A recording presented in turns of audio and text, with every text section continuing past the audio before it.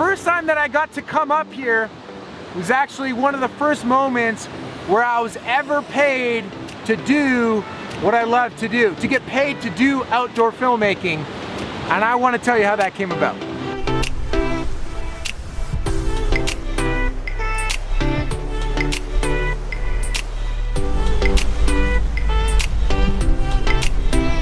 I've got a concept that I want to share with you in this video, something that means a lot to me because it's made a big impact in my career.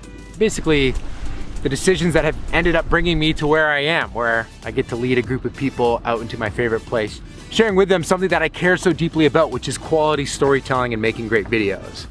And I'll just get right to it. A big piece that has helped me enable all these new chapters of my life has been a simple thing like my website. And so yes, this is a sponsored video by Squarespace, but there's a theme here that I care very deeply about that I want to get you really excited about it as well, because I think it could make a massive difference on the next chapter of your life.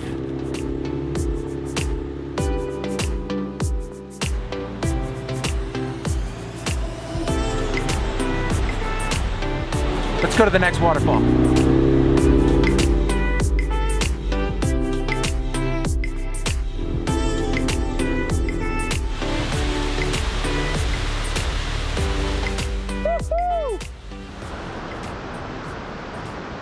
Back to being a teenager, it's very hard for me to remember what it was like being so curious on the idea of, could I get paid to make videos?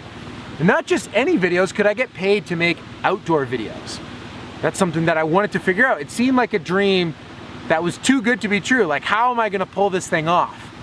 At this point, I'd gotten paid to make some wedding films. I'd kind of done some tinkering around here and there, but I didn't really know what type of videos could be the videos that I made.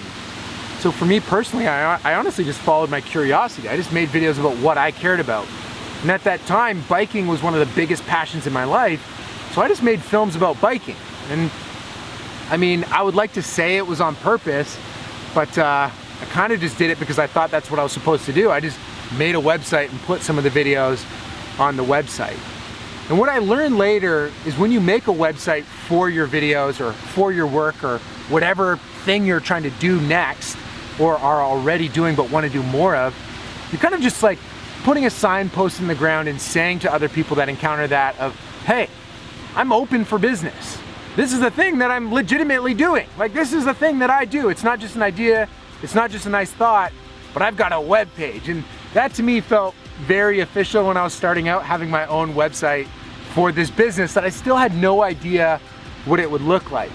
Next thing I know, through that website, I got a little contact on the email address there saying, hey, I've got this project, can we bring you along? To me, I was like, how did this happen? How did you find me? And getting on the phone, I was able to find out that my cousin had met them at a party and they were chatting through video stuff and he wanted a mountain bike filmmaker. That brought up me. And next thing you know, I was on a boat to here to film some mountain biking, just up on the hillside right over there. That was the first time I'd ever gotten paid to do anything outdoor related whatsoever.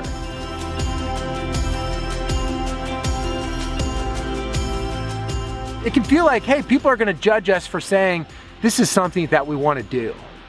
This is something that we wanna do more of. And we can get a little caught up on just waiting for someone to give us permission. And what I'm so grateful for learning early on, when I just felt imposter syndrome and felt like everyone was maybe judging me, saying, who gives you the right? I'm realizing that that permission might have never came if I didn't take ownership over saying, this is who I want to be. This is the kind of work that I want to do, and put that out there, boldly state it, and see what happens.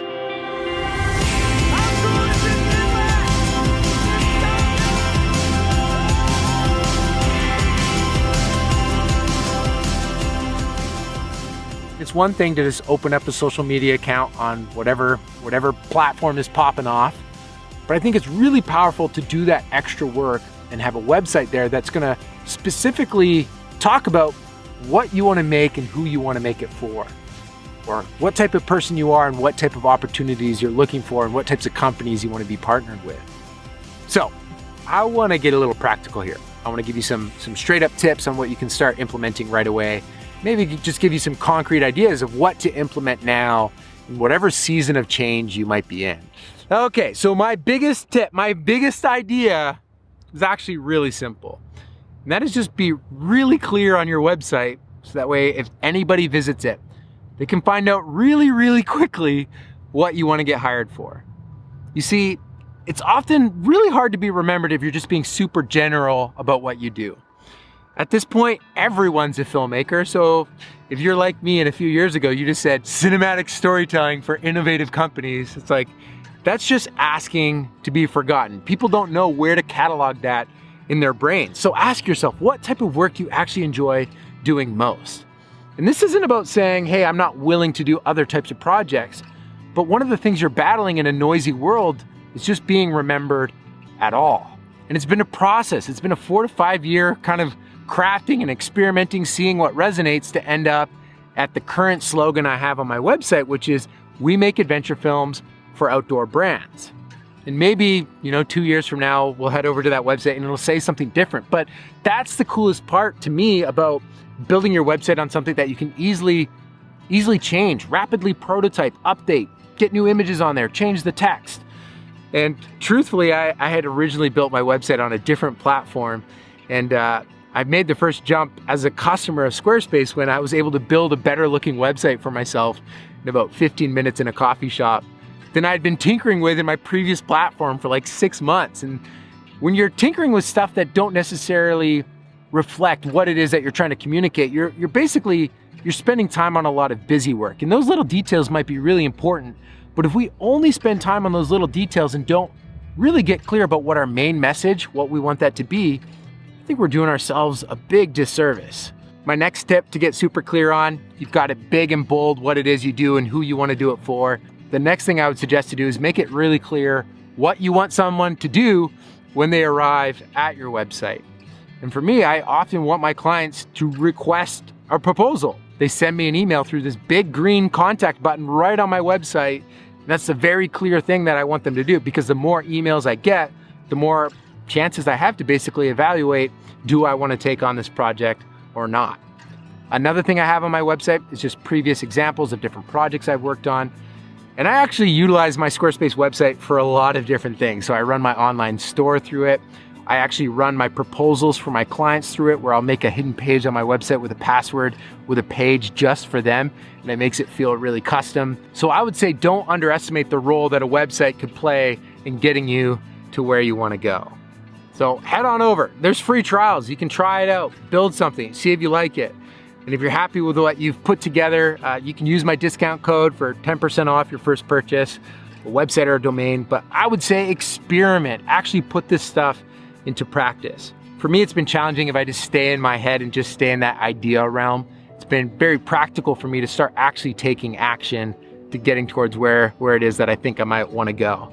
And of course, there's course corrections along the way, but actually taking steps forward, I think, is really critical for actually getting to where you want to go. Remember, life's better when you make stuff. For now, I've got some other pressing matters to attend to.